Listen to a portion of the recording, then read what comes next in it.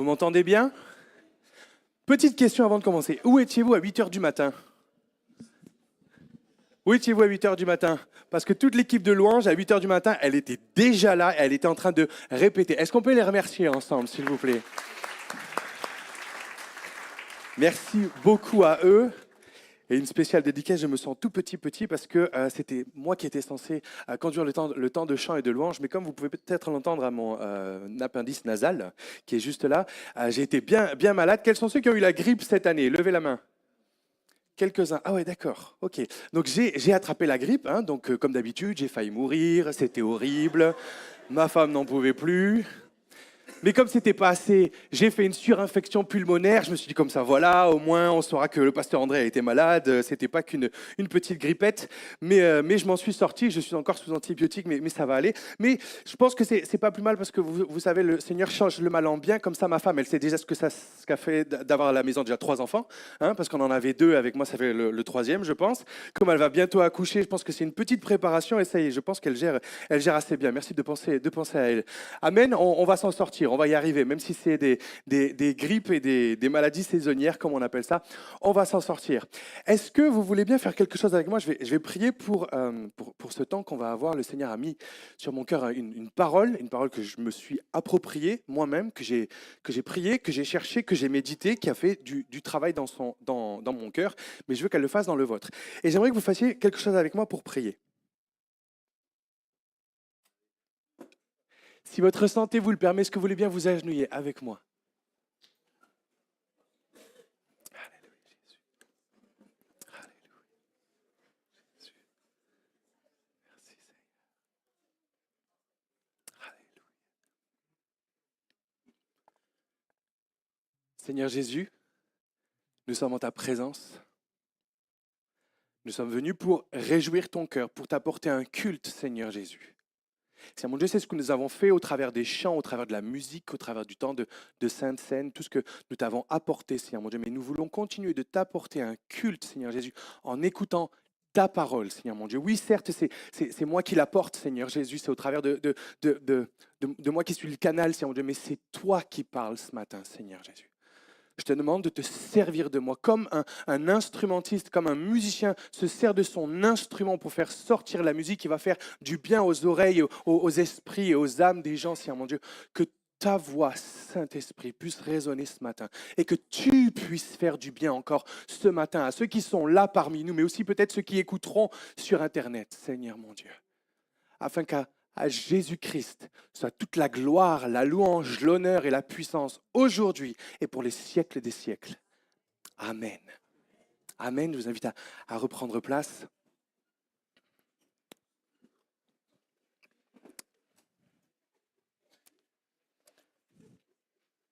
Ça fait du bien de temps en temps de joindre l'acte à la parole. On le chante des fois prosterné, je plie le genou, mais c'est bien aussi de le faire, même si on a peut-être de l'arthrose, même si on a déjà peut-être des problèmes d'articulation, mais c'est bon de le faire physiquement. Amen. J'aimerais commencer en vous montrant une vidéo. Alors, je vais la lancer, j'espère que tout va bien se passer. Je vais l'allumer, hein, c'est mieux. Voilà. Et si on pouvait mettre le son, s'il vous plaît.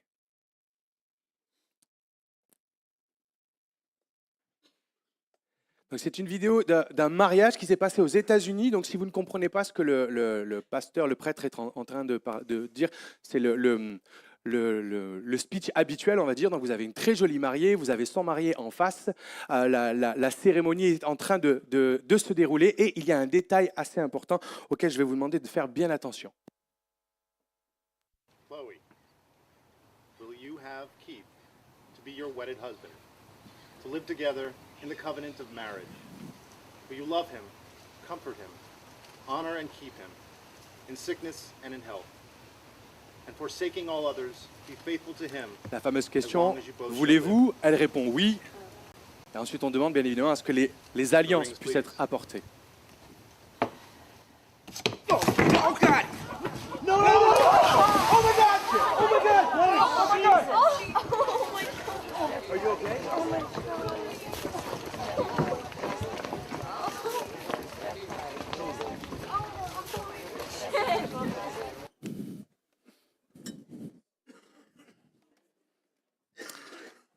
Voilà une des raisons pour lesquelles je refuse de célébrer des mariages près de piscines, lacs, mers, étangs, rivières, tout ce qui ressemble à de l'eau de près ou de loin. Un mariage qui se passait apparemment bien, tout était bien, et au moment où on demande à la personne d'apporter les alliances, il trébuche et fait tomber la mariée et fait tomber le ministre du culte dans l'eau. Si ça vous met pas une bonne ambiance pour la suite du mariage, je ne sais pas ce qu'il vous faut. Le pasteur Billy Graham, qui a été un des plus grands évangélistes du siècle dernier, a une fille qui s'appelle Anne Graham, et qui apporte la parole un petit peu partout. Elle raconte cette anecdote. Alors que son anniversaire approchait, elle a reçu un cadeau de la part de sa mère. Un gros paquet, un gros carton qu'elle a ouvert, qu'elle a déballé. Et elle a vu un panier en osier d'un goût assez particulier, avec plein de papier. Vous savez, le papier qu'on met à l'intérieur, une espèce de papier cartonné qu'on met à l'intérieur pour pouvoir bourrer les choses pour qu'elles soient protégées. Et donc, elle a mis tout ça à la poubelle. Elle s'est retrouvée devant ce panier et elle s'est dit, ça y est, je crois que maman est en train de perdre la tête parce que ce panier, il est moche, il est immonde. Qu'est-ce que je vais bien pouvoir faire de ce panier? Bien évidemment, par politesse, par respect, elle a appelé sa mère en disant, j'ai bien reçu ton cadeau, ton paquet. Et donc, sa maman lui demande alors, qu'est-ce que tu penses de ton cadeau? Et donc, elle dit, écoute, c'est particulier, c'est un panier auquel j'aurais pas pensé, je me serais peut-être pas acheté. Et sa maman a rigolé en disant, d'accord pour le panier, mais ton vrai cadeau, t'en penses quoi? Et donc, Anne a réfléchi un petit peu en disant, mais comment ça, mon vrai cadeau? Elle dit, mais Anne, le cadeau était à l'intérieur du panier. Elle dit, mais non, à l'intérieur du panier, il n'y avait que du papier cartonné. Elle dit, oui, mais c'était dans un des papiers cartonnés. Elle dit, oh là là. Elle a lâché le téléphone, elle est retournée à la poubelle, elle a retiré toute la poubelle, vidé toute la poubelle, essayé de récupérer tout ce papier. Et à l'intérieur de ce papier, elle a trouvé une petite bague en or sertie d'une lapis lazuli, qui est une pierre précieuse bleue, comme vous le voyez, une espèce de marbre. Et sa maman lui dit, mais cette bague, pas ce diamant, mais cette pierre précieuse vient de Suse, du palais dans lequel Esther et le roi Xerxès ont régné il y a des centaines d'années. On a retrouvé le palais, on a retrouvé le marbre qui était composé pour l'entrée et pour le sol de ce palais. On a récupéré la roche et on en a fait, on en a fait des pierres, on en a fait des bijoux, et c'est ça que je t'avais mis. Mais Anne n'y avait pas fait attention. Pourquoi? Parce que l'emballage n'était pas terrible. Parce qu'elle pensait que c'était le panier en osier tout moche que sa mère lui avait envoyé. Elle n'avait pas fait attention qu'à l'intérieur, oui, il y avait du papier cartonné et à l'intérieur se trouvait le cadeau. Et le titre de mon message, très simplement, très humblement, je le crois de tout mon cœur et je le prie que ça puisse faire du bien à quelqu'un, c'est déçu par Dieu. Déçu par Dieu. Nous avons toutes et tous, nous sommes toutes et tous, et nous serons malheureusement toutes et tous un jour ou l'autre déçus. Déçus par un proche, déçus par une situation, déçus par nous-mêmes, déçus par une réaction que l'on peut avoir, une réaction de quelqu'un ou une absence de réaction. Et je crois aussi à la lumière de la parole et des épisodes que nous lisons, des histoires que nous lisons, ou peut-être même dans votre vie ou dans la vie de quelqu'un autour de vous, nous serons peut-être aussi un jour déçus par Dieu. Mais j'aimerais pour ça voir 3 types de déceptions que nous pouvons expérimenter dans notre vie chrétienne. Parce que j'ai envie de dire un petit peu, d'après ce que je vois dans la parole, être déçu par Dieu, j'ai envie de dire, c'est presque normal. Tant qu'on est sur cette terre, tant qu'on a ce corps de chair, tant qu'on a ce cœur qui n'est pas encore entièrement régénéré comme on le sera au ciel, il y aura toujours, pas toujours, mais il y aura parfois dans des moments de nos vies des moments de déception. Une expression anglaise dit ceci, « Let go and let God ». Let go and let God. Et la façon dont je peux le traduire, let go, quand on dit let it go, c'est laisse aller, lâche, abandonne, lâche prise. Et let God, ça veut dire laisse Dieu. Donc bien évidemment, il y a ce jeu de mots entre let go et let God. Et en français, j'essaie de trouver quelque chose, laisse aller et laisse Yahweh. C'est-à-dire, laisse aller la chose par laquelle tu passes, laisse aller la chose peut-être à laquelle tu t'accroches, à laquelle tu t'agrippes, tu te cramponnes. Laisse-la aller et laisse Dieu, laisse Yahweh faire. Laisse Dieu traiter le problème. Laisse Dieu traiter même peut-être la blessure de ton cœur, comme on l'a vu il y a quelques semaines, ou même la déception qu'il peut y avoir dans ton cœur. La déception se définit ainsi, c'est un sentiment d'insatisfaction lorsqu'un espoir, un désir ou une attente ne se réalisent pas. Ça peut être un sentiment d'insatisfaction lorsqu'un espoir, un désir et une attente ne se réalisent pas.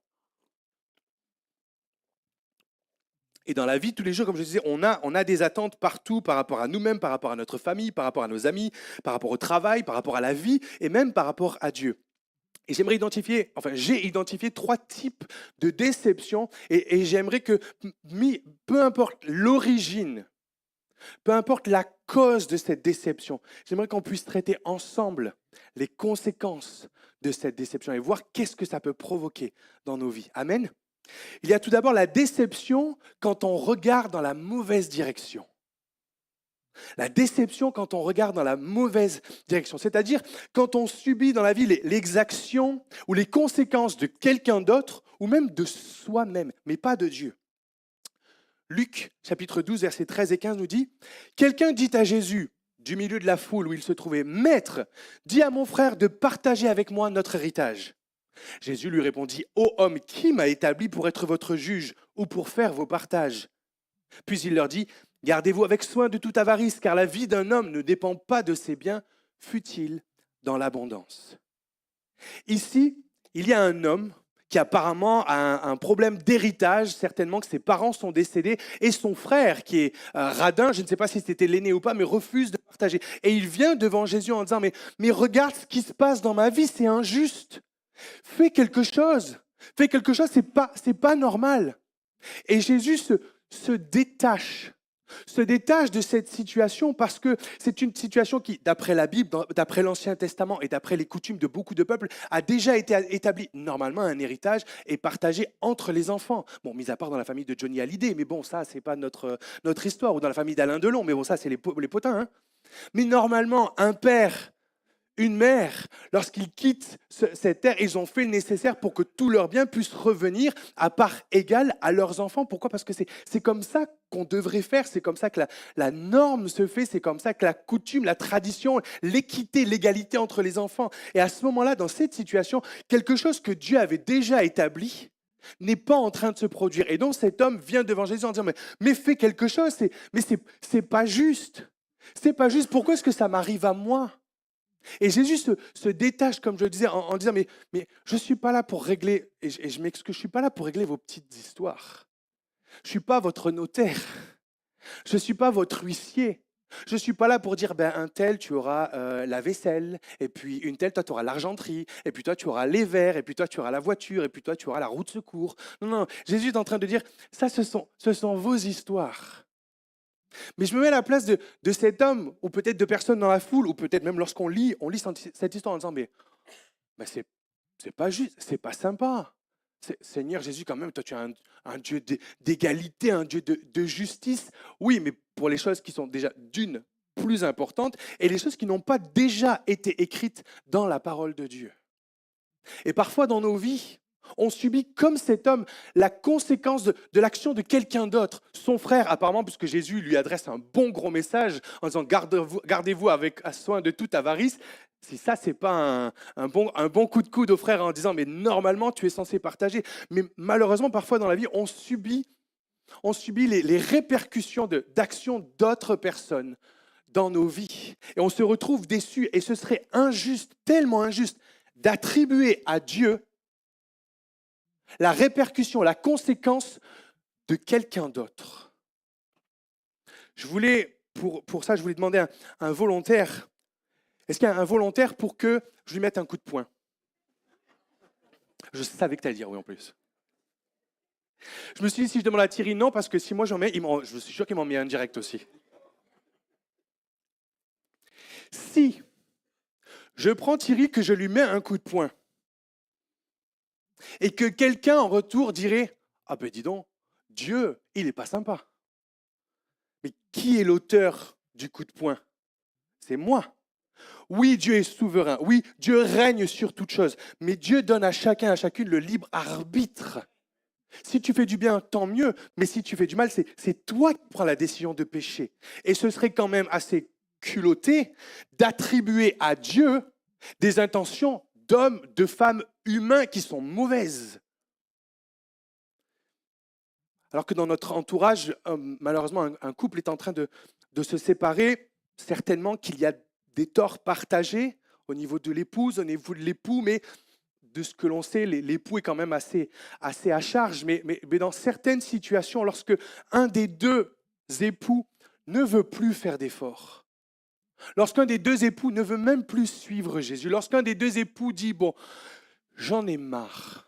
Lorsqu'un des deux époux se dit, bon, finalement, et si j'abandonnais ce mariage, si je quittais ce mariage, si dans notre famille ou dans notre entourage, un ami chrétien décide d'abandonner la foi, de lâcher la main du Seigneur et de faire n'importe quoi, d'aller dans le péché, est-ce que c'est la faute de Dieu?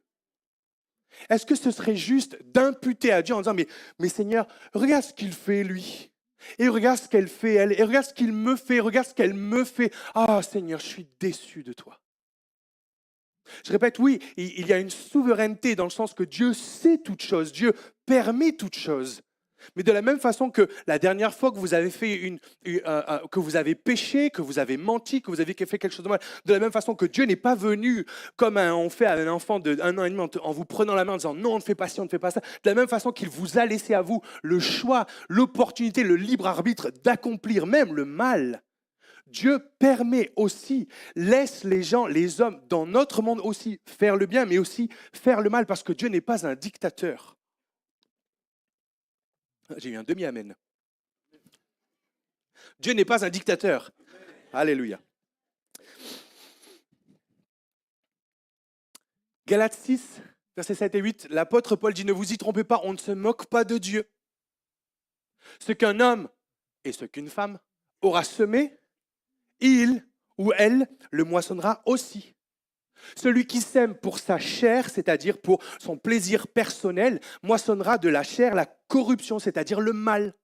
Mais celui ou celle qui sème pour l'esprit, c'est-à-dire des choses spirituelles en tant que chrétien, que chrétienne, moissonnera de l'esprit la vie éternelle. Nous sommes chacune responsables de nos actes et nous sommes responsables également des conséquences qui en découlent, même si parfois on ne le veut pas.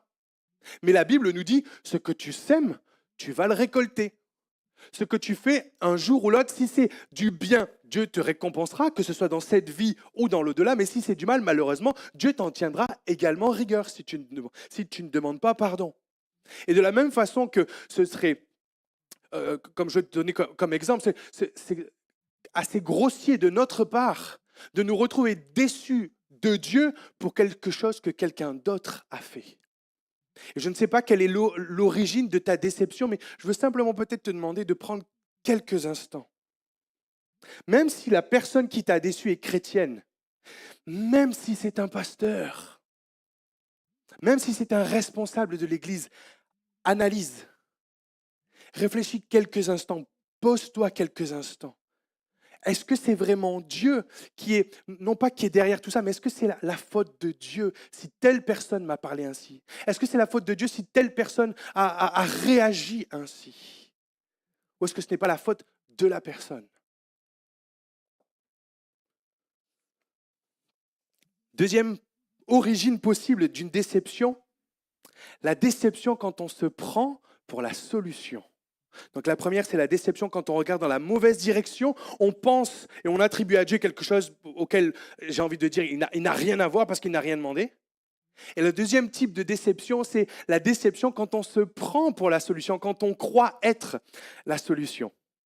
Lorsque j'étais aux États-Unis, lors de ma 3e année à l'école biblique, j'ai passé quelques semaines chez un ami avant de retourner à l'école. Et c'était dans l'État de New York. Et un jour, il m'a dit, André, cet après-midi, je t'emmène au musée. J'ai dit, oh, génial. Et bien évidemment, j'avais 24 ans, 25 ans à l'époque.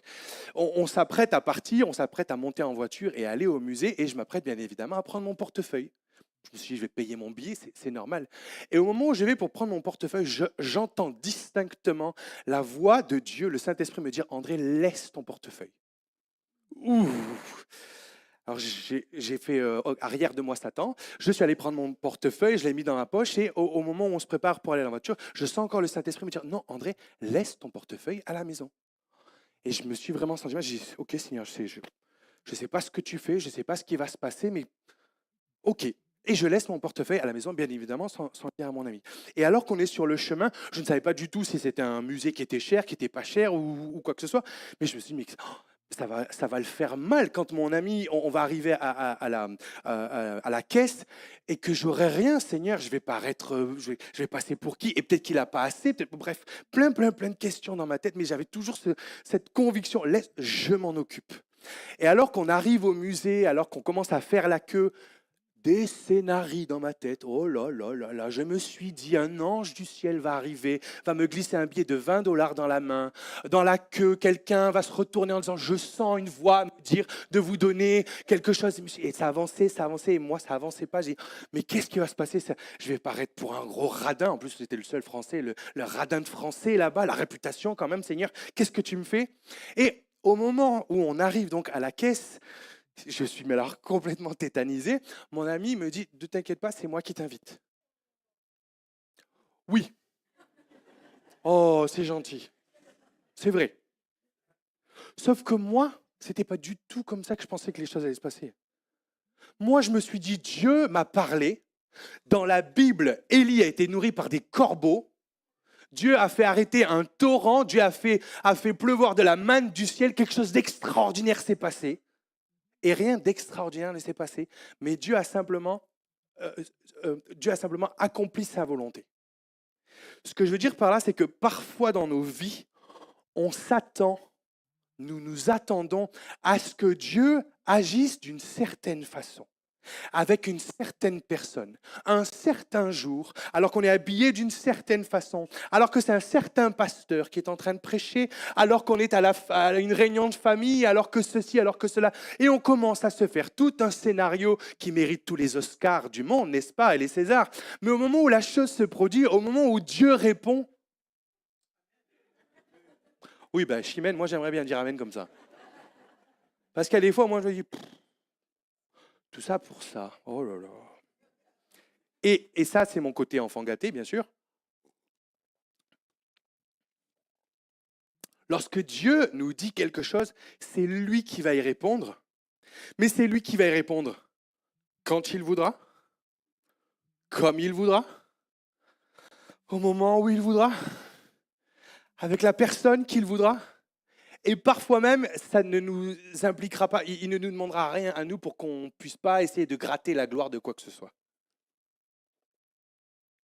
2 Samuel, chapitre 5, verset 9, Naaman, qui était un grand général syrien, se retrouve avec sa femme qui a une petite servante, une petite fille, une esclave qu'ils ont arrachée d'Israël, qui est sa servante et qui est donc juive et qui connaît Dieu, qui connaît Yahweh, qui connaît l'Éternel. Et qui dit à sa maîtresse, elle sait que Naaman est lépreux, elle dit, mais s'il allait en Israël, mon Dieu, je sais qu'il le guérirait. Naaman vint avec ses chevaux et son char et il s'arrêta à la porte de la maison d'Élisée. En gros, donc pour ceux qui ne savent pas, Élisée, en gros, c'était le pasteur de l'époque, je schématise, c'était le pasteur de l'époque en Israël. Et donc Naaman, parce qu'il est malade, parce qu'il est lépreux, qui est une maladie et qui est toujours une maladie incurable et qui rend impur, qui a une mauvaise réputation, il n'a aucune solution, aucune possibilité de guérison. Mais la petite servante de sa femme lui dit, s'il allait en Israël, ou s'il allait à l'église à Marom, au numéro 1, Sante des Petits Loups, si vous me regardez, Sante aux Loups, pardon, à Marom, si seulement il allait à l'église, ou si seulement il appelait le pasteur, ou si seulement il appelait telle ou telle chrétienne ou chrétien qui prierait pour lui dans le nom de Jésus, alors il serait guéri. Et c'est ce que Naaman va faire. Naaman va prendre toute une caravane des serviteurs, il va se déplacer de Syrie jusqu'en Israël, et il se présente devant la porte de la maison d'Élisée, qui est le prophète de l'époque. Élisée lui fit dire par un messager, donc de chez lui, « Va et lave-toi 7 fois dans le Jourdain, qui est donc un fleuve. Ta chair deviendra saine et tu seras pur. » Mais Naaman fut irrité. Et il s'en alla en disant, « Voici, je me disais, il sortira vers moi. Il se présentera lui-même, il invoquera le nom de l'Éternel, son Dieu, il agitera sa main sur la place et guérira le lépreux. Il sera, comme moi je le pensais, dans la file d'attente avec moi. Quelqu'un va venir de nulle part, va me glisser un billet, va dire l'Éternel paye pour toi. » Tous ces scénarios qu'on peut se faire dans la tête. Et il dit, mais les fleuves de Damas, l'Abana, le Parpar, ne valent-ils pas mieux que toutes les eaux d'Israël? Ne pourrais-je pas m'y laver et devenir pur, dit Naaman. Et il s'en retournait et partait avec fureur. Est-ce que ce n'est pas parfois notre cas aussi? Quand Dieu est en train de répondre, mais pas de la façon qu'on voulait. Quand Dieu est en train de répondre au désir de notre cœur, à la prière, mais pas avec la personne qu'on voulait, pas avec lui, oh Seigneur, pas avec elle. Naaman s'en allait avec fureur. Et moi, alors d'extérieur, on n'aurait pas dit, mais dans la caisse, moi j'étais furax, hein, face à la caisse en me disant, mais comment ça, je paye pour toi? Mais non, moi je voulais un ange. Moi je voulais un virement instantané, quelque chose d'extraordinaire qui tape à l'œil, quoi. Mais ses serviteurs s'approchèrent pour lui parler et lui dire, mon père, si le prophète te demandait quelque chose de difficile, ne l'aurais-tu pas fait? Combien plus dois-tu faire ce qu'il te dit? Lave-toi et tu seras pur. Il descendit alors et se plongea 7 fois dans le Jourdain, selon la parole de l'homme de Dieu, et sa chair redevint comme la chair d'un jeune enfant, et il fut pur. On a parfois l'impression que l'on sait tout, mieux que tout le monde, et même mieux que Dieu. On a parfois, comme je disais, on sait le jour, on sait l'heure, on sait comment on sera habillé, on sait comment on va parler, on sait comment la personne va nous répondre, on sait comment l'ange va déchirer le ciel, comment le médecin va nous diagnostiquer un miracle. Mais ça, tout ça, c'est une industrie, ça c'est le monde du cinéma. D'accord? Donc vous pouvez aller dans le cinéma, vous pouvez devenir scénariste, écrire votre propre histoire, vous pouvez être votre propre maquilleur, votre propre costumier, vous pouvez être le personnage principal, le secondaire, vous pouvez faire tout ce que vous voulez, mais ça c'est un monde à part. Ça, c'est pas le monde dans lequel Dieu est souverain, dans lequel Dieu est le réalisateur, dans lequel Dieu est le metteur en scène, dans lequel Dieu est le producteur, parce que c'est lui qui a tous les fonds, dans lequel c'est lui qui est le directeur de casting. Parce que bien souvent, on a l'impression que la vie est, en gros, le film dans lequel nous sommes le personnage principal. Mais je suis là pour te dire, et peut-être à cause d'un certain évangile que l'on prêche, à cause de peut-être certaines prédications, peut-être même moi des fois, peut-être la façon dont on s'exprime, tu n'es pas le personnage principal de ta vie. Ah, bah c'est qui alors? Non, c'est pas ta mère. C'est Jésus. C'est Jésus qui doit être le personnage principal de ta vie. Il y a quelques mois de cela, alors que je priais, je me suis senti repris dans mon cœur. Dieu, comme un père, m'a parlé. Vous connaissez la parabole des talents? La parabole des talents, c'est un homme qui a beaucoup d'argent, beaucoup de serviteurs, qui part en voyage, un voyage d'affaires, et qui remet des talents, c'est-à-dire qui remet des sommes d'argent et des responsabilités, des responsabilités à certains de ses serviteurs. Il leur dit, OK, travaillez pendant que moi je suis en voyage, et quand je reviendrai, eh bien, on verra ce qui se passera. Et donc, il revient au bout de quelques temps, et son premier et son deuxième serviteur lui disent, OK, on a pris l'argent, le capital que tu nous as donné, on l'a fait travailler, on l'a fait fructifier, et on en a retiré un bénéfice. Tiens, le voici. Et à 2 reprises, Matthieu 25, verset 23 et un autre, son maître lui dit, c'est bien, bon et fidèle serviteur. Tu as été fidèle en peu de choses, je te confierai beaucoup. Entre dans la joie de ton maître. Et vous avez certainement déjà entendu cette expression, c'est bien, bon et fidèle serviteur. C'est bien, bonne et fidèle servante. Vous avez déjà entendu cette expression? Et cette expression, c'est ce que les serviteurs, les servantes disent au maître. Ben non, c'est ce que le maître dit au serviteur. C'est le serviteur qui voit la vie, c'est le maître qui voit la vie de son serviteur et qui lui dit, c'est bien, tu t'es bien comporté, c'est bien, entre dans la joie de ton maître. Et alors que je priais, j'ai senti le Saint-Esprit me reprendre en disant, André, tu vis ta vie comme si à la fin de ta vie, c'est toi qui veux dire à Dieu, c'est bien, bon et fidèle Dieu, tu as été fidèle, tu peux m'accepter. Et je me suis vraiment, vraiment senti repris parce que je sentais que ça attristait le cœur de Dieu.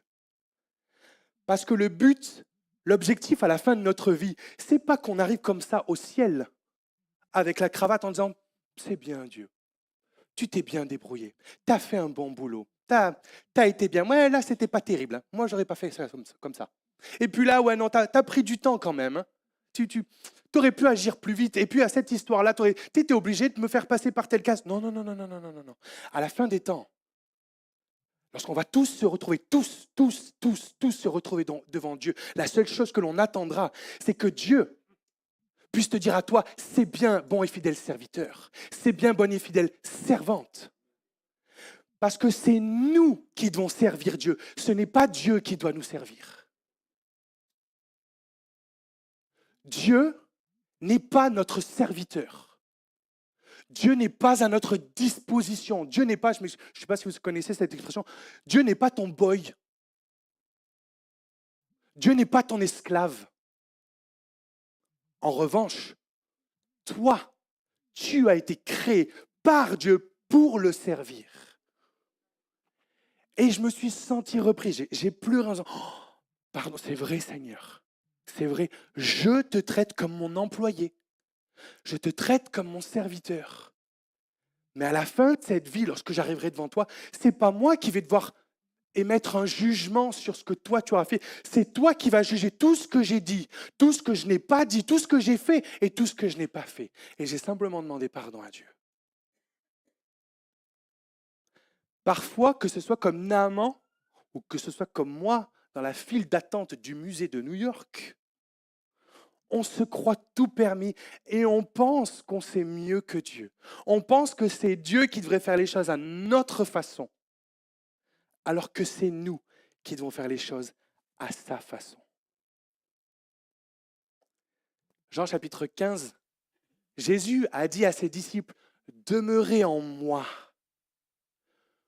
demeurez en moi, et je demeurerai en vous. » Comme le sarment, c'est-à-dire la branche, ne peut de lui-même porter du fruit s'il ne demeure attaché au cep, c'est-à-dire au tronc d'arbre. Ainsi, vous ne le pouvez non plus si vous ne demeurez en moi. Je suis le cep. Vous connaissez comment on récolte du raisin. Le cep, c'est le nom du tronc d'arbre, de l'arbre de la vigne. Et le sarment, c'est le nom de la branche. Jésus dit, je suis le tronc et vous êtes les branches. Attention, frères et sœurs, nous nous comportons bien souvent comme si c'était l'inverse, comme si c'était nous le tronc et Dieu n'était qu'une branche. Non, non, Jésus dit, je suis le cep, vous êtes les sarments. Celui qui demeure en moi et en qui je demeure porte beaucoup de fruits. Car sans moi, vous ne pouvez rien faire.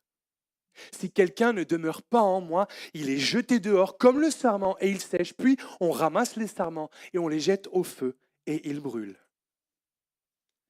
Et je veux bien humblement, et peut-être que comme moi, c'est une petite anecdote, il n'y a pas mort d'homme, ce n'est pas bien grave, c'est juste une mauvaise attitude que Dieu veut régler. Mais même si ça a peut-être pris des proportions plus importantes, peut-être que tu es en colère contre Dieu.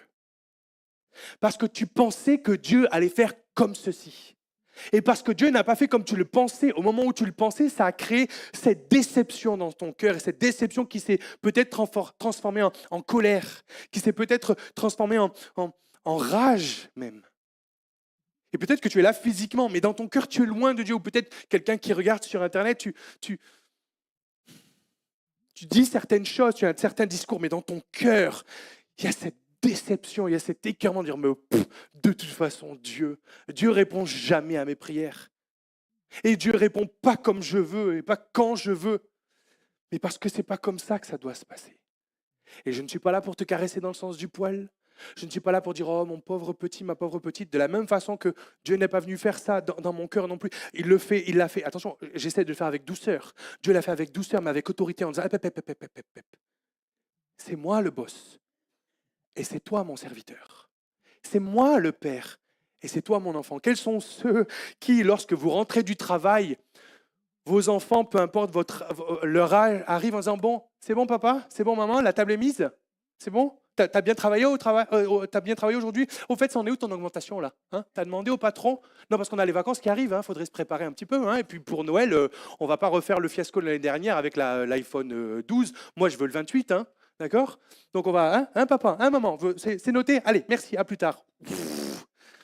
C'est quoi cette attitude? C'est qui l'enfant? C'est qui le parent?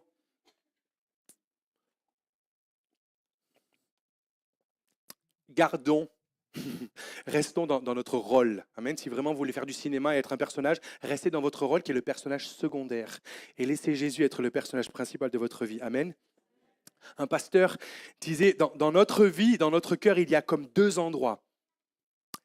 Il y a un trône et il y a la croix. Et à cause de la culture, à cause de peut-être la façon dont on a exprimé l'évangile, on pense que Jésus est toujours sur la croix et que du coup, nous, on est sur le trône. C'est ma vie, mes plans, mes désirs, mon appel, mon ministère, ma destinée. Moi. Mais nous sommes appelés à faire un transfert. Jésus n'est plus sur la croix. Jésus n'est même plus dans le tombeau. Jésus est au ciel, à la droite du Père. Alors dans ton cœur, tu vas laisser Jésus descendre de la croix et tu vas aller le laisser s'asseoir sur le trône de ta vie.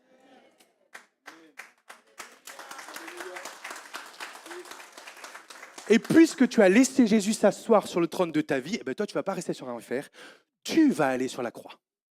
Et tu vas te laisser, symboliquement, bien évidemment, crucifier. Ah, il y a moins d'applaudissements là. Galates 2,20, l'apôtre Paul dit « J'ai été crucifié avec Christ. Si je vis, ce n'est plus moi qui vis, c'est Christ qui vit en moi. Si je vis maintenant dans la chair, dans ce monde, je vis dans la foi au Fils de Dieu qui m'a aimé et qui s'est livré lui-même pour moi. » Et plus loin, ceux qui sont en Jésus-Christ, c'est-à-dire les chrétiens nés de nouveau, ont crucifié la chair avec ses passions et ses désirs.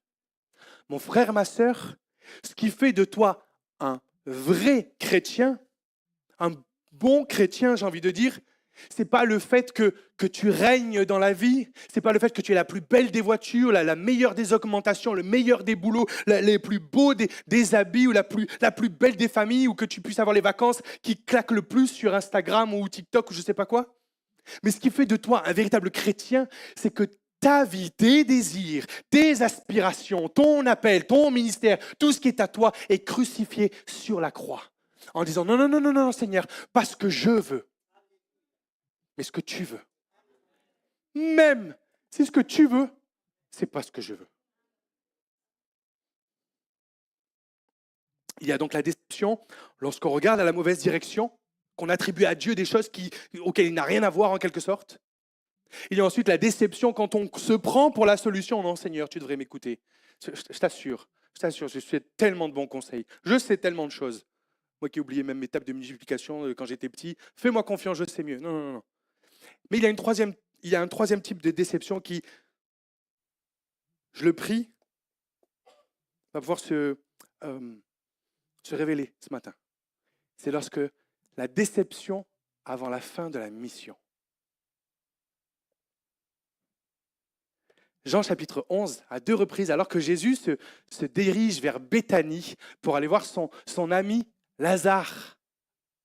Marthe dit à Jésus, « Seigneur, si tu eusses été ici, mon frère ne serait pas mort. » Lorsque Marie, la sœur, fut arrivée là où était Jésus et qu'elle le vit, elle tomba à ses pieds et lui dit, « Seigneur, si tu eusses été ici, mon frère ne serait pas mort. » Jésus, la voyant pleurer, elle et les Juifs qui étaient venus avec elle, frémillant de son esprit et fut tout ému. Peut-être que dans ta vie, tu as l'impression, comme Marie, comme Marthe, que ton frère, que cette chose qui a tellement de prix à tes yeux, cette chose qui est si importante pour toi, peut-être même le rêve que Dieu a mis dans ton cœur, l'appel que Dieu a mis dans ton cœur, la mission que Dieu t'a donnée, tu as l'impression que c'est mort. Et que même peut-être comme dans cette histoire, ça fait 4 jours que c'est mort. Ça sent le mort. Et tu as l'impression que Jésus est en train d'arriver, tu lui dis, mais c'est trop tard. C'est trop tard, Seigneur, tu avais 4 jours. Et si vous lisez dans l'histoire, lorsque Jésus a appris que Lazare était malade, il a attendu, il s'est attardé encore plus. Et d'un point de vue humain, c'est presque... On pourrait penser que c'est sadique. On pourrait penser que c'est vicieux. Seigneur, tu apprends que Lazare est malade. Et qu'est-ce que tu fais au lieu de venir, d'accourir voir ton ami? Tu attends. Tu attends que la situation pourrisse, je m'excuse. Tu attends que la situation soit encore pire. Et tu viens te pointer comme ça. Oh, mais Seigneur, ça fait 4 jours que tu attendais. Si tu avais été là, oui, il ne serait pas mort. Si tu avais été là, oui, tu t'aurais été glorifié. Si tu avais été là, oui, je t'aurais servi. Si tu avais été là, oui, j'aurais chanté tes louanges. Mais tu n'étais pas là. T'as pas fait ce que je t'ai demandé au moment où je t'ai demandé. Et si on s'arrêtait là, si l'histoire s'arrêtait là, Marthe aurait raison. Et nous, on serait justifiés en disant, mais Seigneur, t'as pas agi comme je le voulais, au moment où je le voulais. Alors ma louange, tu peux toujours courir. Moi, chanter, danser, taper des mains, non. Non, parce que t'as pas fait ton job, t'as pas fait ta part. Mais je suis là pour te dire de la même façon que cette histoire n'était pas terminée. C'était qu'une étape, une transition. La déception venait de la transition, pas de la fin de la mission. Et mon frère, ma sœur, je suis là pour te dire que toi aussi, tu es dans cette transition. Tu es dans cette étape intermédiaire où, oui, d'un point de vue extérieur, tu dis, ah ouais, Seigneur, ouf, oh, ça fait mal quand même. Je ne sais pas ce que tu fais. Je ne sais pas ce que tu fais, mais c'est pas agréable, Seigneur, c'est douloureux. Mais je choisis. Je décide de te faire confiance. Je décide de dire que, Seigneur, c'est toi qui gères les temps, les circonstances, les gens, les personnes, les moyens. C'est toi qui gères tout, Seigneur, mon Dieu. Et tant que toi, tu n'as pas dit ton dernier mot, alors je vais continuer d'espérer en toi. Et heureusement que Marthe et Marie, après avoir dit ça, n'ont pas tourné le dos en Jésus en disant, bon, ben, dommage, la prochaine fois, c'était pas lui, non. Elles ont quand même continué de faire confiance à Jésus. Et Jésus a dit, roulez la pierre. Et là, on a dit, mais Seigneur, ça fait 4 jours. On te dit, ça fait 4 jours. Ça sent mauvais, ça sent la mort. C'est trop tard. Mais ils ont quand même roulé la pierre. Et qu'est-ce que Jésus a fait à ce moment-là? Il a crié, Lazare, sors! Il a parlé à un mort. Vous avez déjà parlé à un mort, vous? Vous avez déjà répondu? Jésus a parlé à un mort. Mais parce que Jésus a le pouvoir de la vie, et parce que Jésus est la vie, lorsque Jésus parle au mort, le mort n'est plus mort, le mort devient vivant. Cette situation qui a vue humaine est morte, vue financière est morte, vue tout ce que tu veux matériel est morte, vue chronologique est morte, vue au niveau du temps est mort. Si Jésus parle à cette situation, alors tout va changer.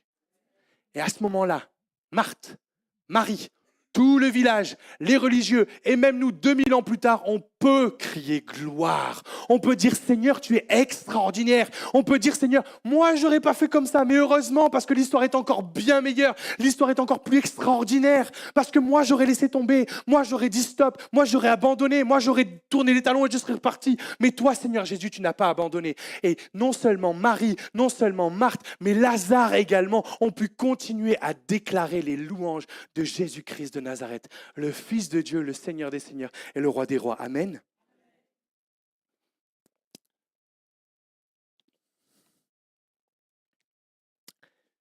La déception qui vient peut-être du temps que tu es en train de vivre, dans lequel tu es, je veux juste t'encourager.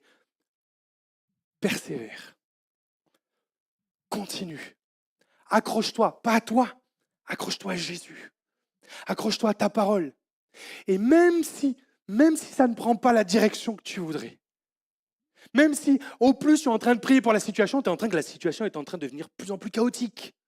Tu pries pour ce couple, tu pries pour cet enfant, tu pries pour cette maladie. Et au plus tu pries, au plus tu as l'impression que les métastases sont en train de se développer. Au plus tu pries, au moins tu as de contact avec ton enfant. Au plus tu pries, au plus tu as l'impression que ça se passe mal dans le foyer. Au plus tu pries, au plus tes collègues de travail sont en train de t'en vouloir. Je t'encourage à persévérer, continue, fais confiance à Dieu. Parce que tant que l'histoire n'est pas terminée, tant que Dieu n'a pas dit son dernier mot, alors l'histoire continue. Et cette déception, toute légitime, cette déception normale, mets-la entre les mains de Dieu en disant, Seigneur, voici ce que moi je pense. Tu peux me dire ce qui se passe, tout comme tu n'as pas de compte à me rendre, mais je décide de te faire confiance. Et même si c'est mort depuis 1 jour, 2 jours, 3 jours, 4 jours, Jésus va se lever et Jésus va dire à ta situation, debout. Jésus va dire à ta situation, sors. Jésus va dire à ta situation, allez, on y va. Alléluia. Est-ce que je peux demander à... tu veux bien te mettre la guitare, s'il te plaît? Juste la guitare, merci. Vous voyez cette illustration? Une petite fille qui a son doudou, son ours en peluche dans les mains. Et Jésus qui est face à elle, à genoux, en train de lui dire, vas-y, donne-le-moi. Fais-moi confiance. Donne-moi ton ours en peluche, donne-moi ton doudou. Mais la petite fille qui dit, mais Seigneur, je l'aime. C'est mon nounours. C'est à moi. Ça me réconforte, ça me fait tellement de bien. T'es sûr que tu veux ça? Mais qu'est-ce que tu vas en faire? Ça m'aide. Seigneur, je ne veux pas te le donner. C'est trop dur, Seigneur, je sais. Mais qu'est-ce qu'il a, Jésus, dans son dos? Un énorme doudou.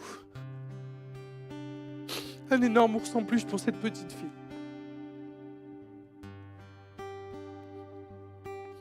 Je ne sais pas ce à quoi tu t'accroches. Je ne sais pas qu'est-ce qui t'apporte un petit peu de réconfort. Je suis là ce matin pour te dire, le Seigneur te demande, donne-le-moi. Allez, donne-le-moi, fais-moi confiance.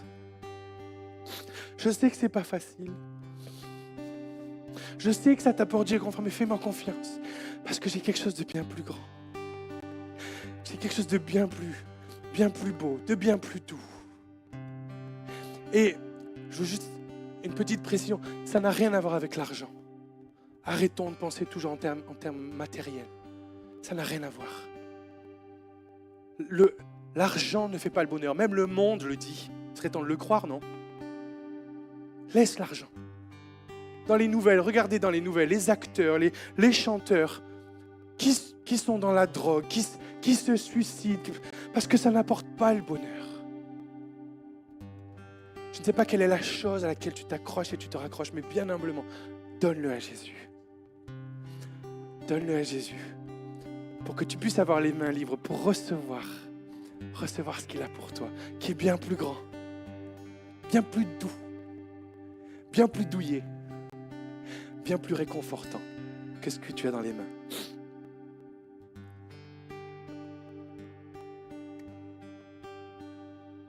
Oh là là.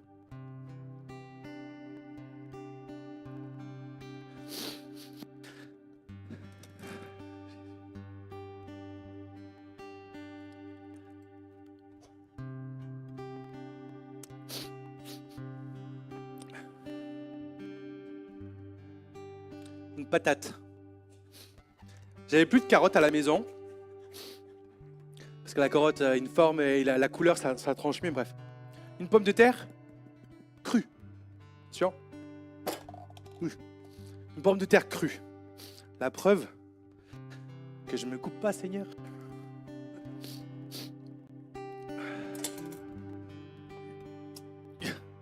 Une pomme de terre crue. Qu'est-ce qu'on peut en faire? Crue. Qui veut goûter? Je vous le déconseille.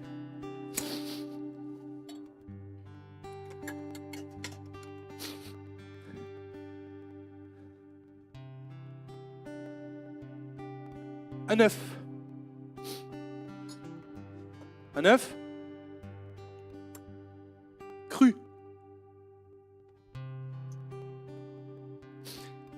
Et vous voyez comme l'œuf, c'est fragile. L'œuf cru, c'est fragile. La pomme de terre, un légume cru, c'est dur. L'œuf cru, c'est fragile. Mais hier soir, à 23h, quelque chose, j'ai fait cette expérience. J'ai pris cette casserole que j'ai remplie d'eau bouillante et j'ai mis une pomme de terre et j'ai mis un œuf.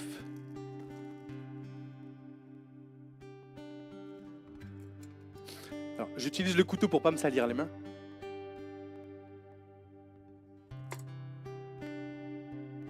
Elle est plus dure, elle est toute molle. Quelle heure il est?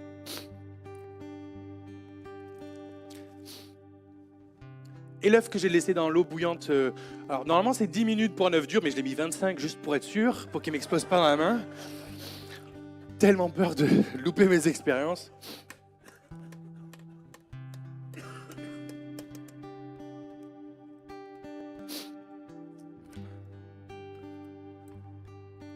L'œuf, quand il a passé du temps dans l'eau bouillante, du coup il devient dur.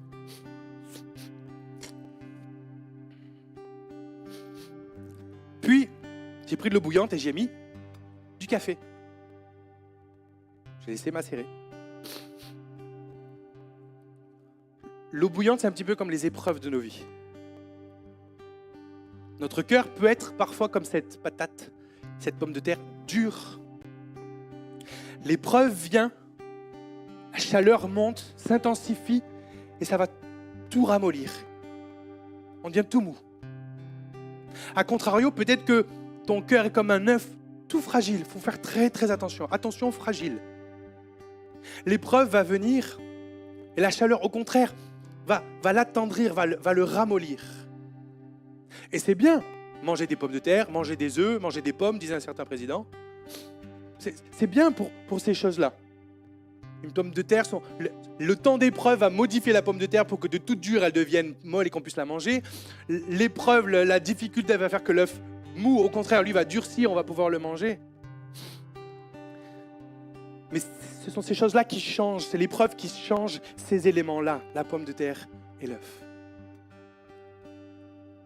Alors que le café,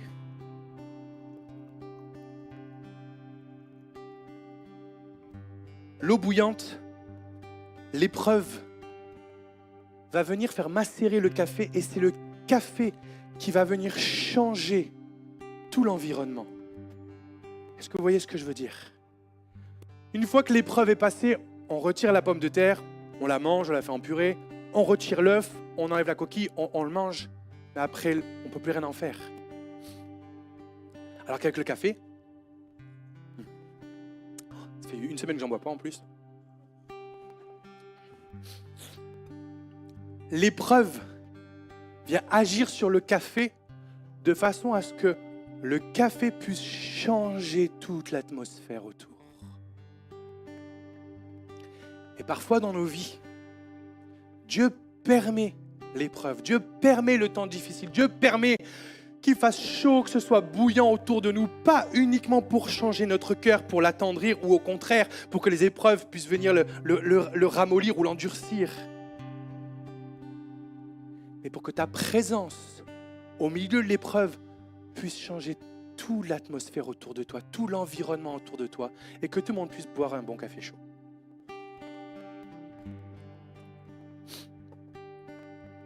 Est-ce que vous voyez ce que je veux dire? Cette déception va venir soit te ramollir, soit t'endurcir. Mais je prie que cette déception, que cette épreuve, au contraire, puisse te permettre de rayonner tout autour de toi, de changer toute l'atmosphère. Et ce qui est encore plus, l'image qui est encore plus belle, c'est que une fois qu'on a fait notre café, que le marc de café, le café en a été extrait, le café on le jette. C'est un petit peu la même chose avec nous. Nos vies, comme je le disais tout à l'heure, nous ne sommes pas le personnage principal de notre vie, c'est Jésus. Une fois que Dieu a fait ce qu'il veut, nous, on se retire. Seigneur, c'est toi de toute façon, c'est pas moi. C'est pas mon ministère, c'est pas ma prédication, c'est pas mon chant, c'est toi, Seigneur Jésus. Moi, je veux que toi, tu te serves de moi. Sers-toi de ma vie et qu'au travers de ma vie, même les temps difficiles, tu puisses donner à boire, tu puisses donner une boisson. Et ça marche aussi. Alors, ça marche aussi avec la tisane, ça marche aussi avec le thé. Hein. Donc, ceux qui n'aiment pas de café, vous ne pouvez pas me la faire. Hein. Les feuilles de thé que vous voulez tremper, une fois qu'elles sont infusées, vous les enlevez, vous les jetez, mais la boisson reste la même. Seigneur Jésus, permet que même ce temps d'épreuve puisse permettre que tu puisses ressortir de moi pour offrir une boisson aux personnes qui sont autour de moi. Amen. Et même Jésus a ressenti de la déception parce qu'il a réalisé ce que son Père attendait de lui. Jésus a dit, ayant fait quelques pas en avant, il se jeta sur sa face et pria ainsi, « Mon Père, s'il est possible que cette coupe s'éloigne de moi, toutefois, non pas ce que je veux, est-ce que tu veux ?» Une deuxième fois, il s'éloigna une seconde fois et pria ainsi, « Mon Père, s'il n'est pas possible que cette coupe s'éloigne sans que je la boive, c'est-à-dire s'il n'y a pas un autre moyen, comme moi à la caisse, si je voulais envoyer un ange, si je voulais parler à quelqu'un de manière surnaturelle, s'il y a une autre façon, moi je veux bien. Mais si on n'a pas, ok, je me soumets et je décide de faire à ta façon. » Et c'est pour ça qu'il est écrit vers la 9e heure, Jésus s'écria sur la croix d'une voix forte, « Eli, Eli, lama sabachthani » c'est-à-dire, mon Dieu, pourquoi m'as-tu abandonné ?» Jésus sur la croix a été abandonné pour que tu ne sois jamais abandonné. Jésus a été fait péché pour que tu puisses être délivré du péché. Jésus a porté sur lui nos maladies pour que, comme tu l'as dit tout à l'heure, au travers de ces meurtrissures, nous puissions être guéris. Jésus a été abandonné de ses amis. Jésus a été déçu par Pierre, déçu par Paul, non pas par Paul, pardon, déçu par Pierre, déçu par Jean, déçu par ses disciples. Tous l'ont abandonné. Même son père l'a abandonné. Pourquoi ? Pour que toi, tu ne sois jamais abandonné. Jésus a été déçu de son entourage pour que toi, tu n'aies plus jamais à l'être. Je vous invite à fermer les yeux quelques instants. Jésus.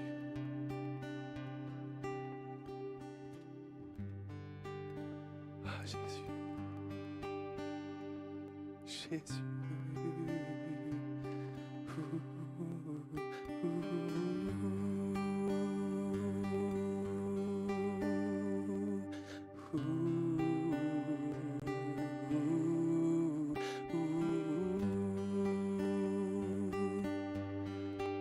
Seigneur Jésus,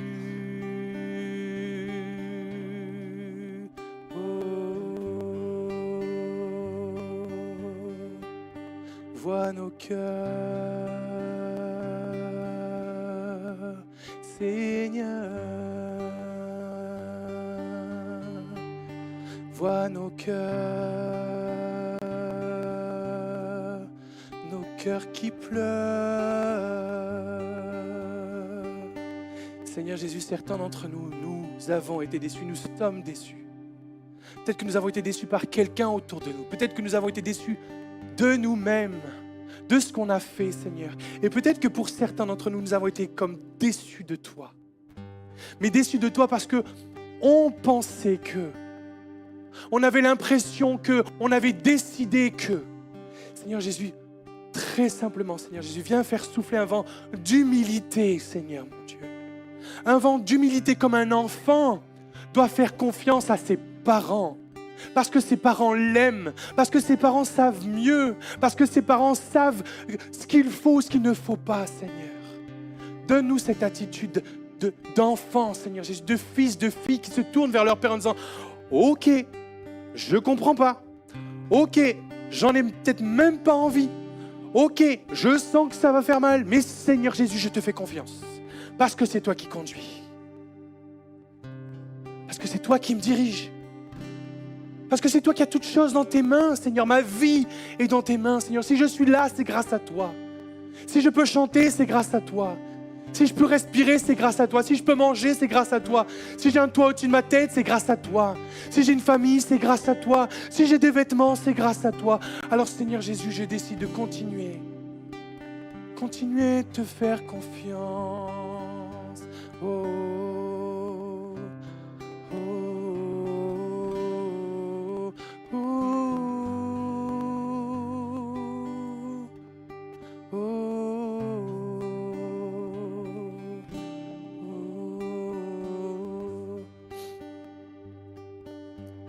Alors on est dans ce moment de respect, de communion. Si ce matin, ce message t'a parlé, je veux simplement te demander de te lever à ta place et symboliquement de donner cette déception à Jésus en lui disant « Seigneur, pardon parce que j'ai cru que c'était toi, mais en fait c'était quelqu'un d'autre. » Ou de dire simplement pas « Pardon Seigneur, je pensais que tu devais m'obéir alors que c'est moi qui dois t'obéir. » Ou peut-être que tu sens ce matin que le Seigneur te parle, t'encourage en te disant « Mais non, c'est pas la fin. C'est pas la fin, c'est qu'une transition. Continue d'espérer. » Et que tu décides ce matin de dire « Seigneur, ok, je prends cette déception, je te la dépose parce que je sais que ce n'est que la transition. » Si c'est ton cas ce matin, alors lève-toi. Lève-toi à ta place.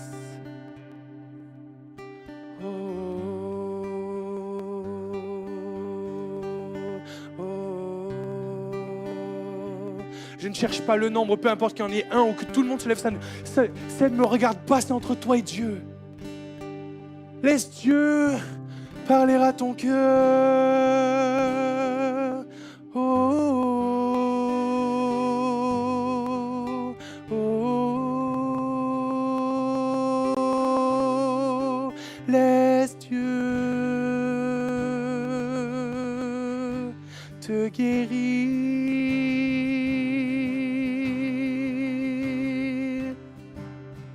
Laisse Dieu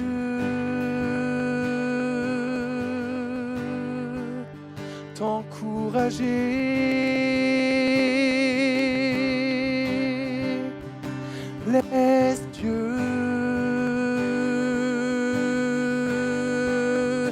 te consoler.